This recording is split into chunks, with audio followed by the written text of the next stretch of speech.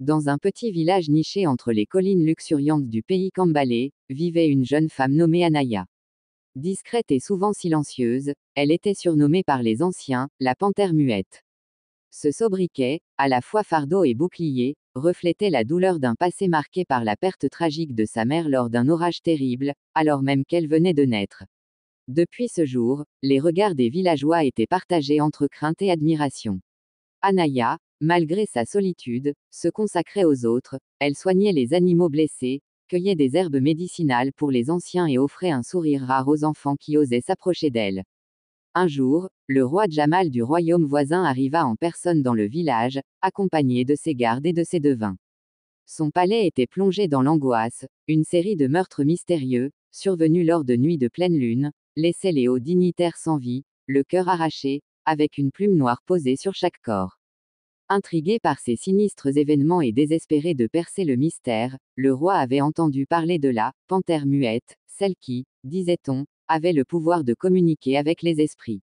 Sur un coup de tête teinté d'espoir, il ordonna qu'Anaya soit présentée à lui afin de déceler la vérité derrière la malédiction qui ravageait son palais. Le trajet jusqu'au palais fut long et éprouvant pour Anaya. Accompagnée de quelques gardes choisis, elle traversa des forêts obscures où le chant des oiseaux se mêlait au murmure du vent. Durant la traversée, le silence régnait en elle, renforçant sa connexion avec la nature et les énergies anciennes qui circulaient autour d'elle. Dans l'intimité de ces instants, Anaya sentit la présence de forces bienveillantes, comme si l'univers tout entier la guidait vers sa destinée. Une fois arrivée au palais, elle fut d'abord conduite dans une chambre somptueuse recouverte de soie et d'or. Mais rapidement, son regard se détourna de la luxure ambiante pour se poser sur les lieux sombres et inquiétants des meurtres. Le roi Jamal, accompagné de ses conseillers en apparence solennelle, observa avec une pointe d'arrogance la jeune femme. Pourtant, dès son entrée dans la grande salle du trône, où trônait une immense statue de son ancêtre, Anaya fit sentir sa présence. Elle se mouvait avec la grâce du nombre, attirant tous les regards vers elle par l'intensité de son silence. Lorsque la nuit tomba, le palais plongea dans une atmosphère étrange et feutrée. Anaya, dans la salle du trône, alluma 3 bougies noires en formant un triangle devant elle, geste symbolique pour canaliser les esprits errants. Seule avec ses pensées, elle s'assit en tailleur et ferma les yeux. Dans le silence quasi religieux de la pièce, elle parvint à entrer en communion avec une force ancienne.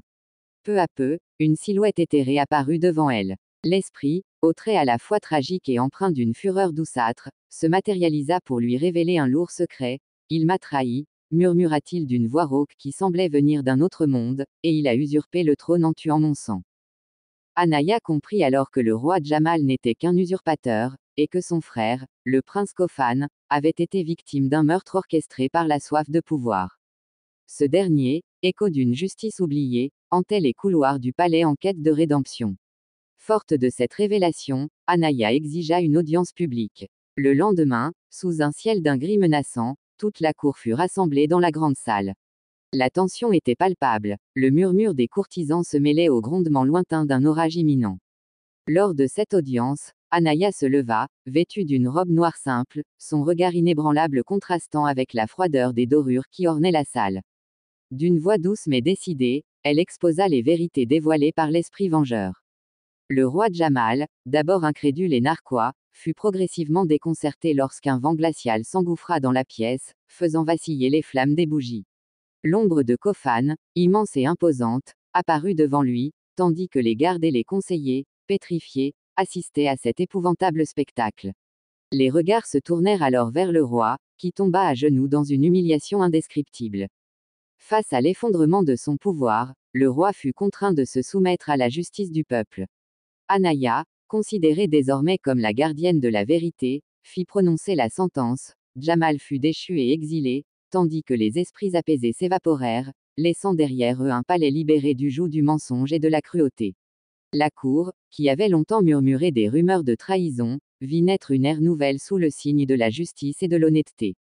Peu de temps après, alors que le soleil se levait sur des jours empreints d'espoir, le peuple se tourna vers Anaya.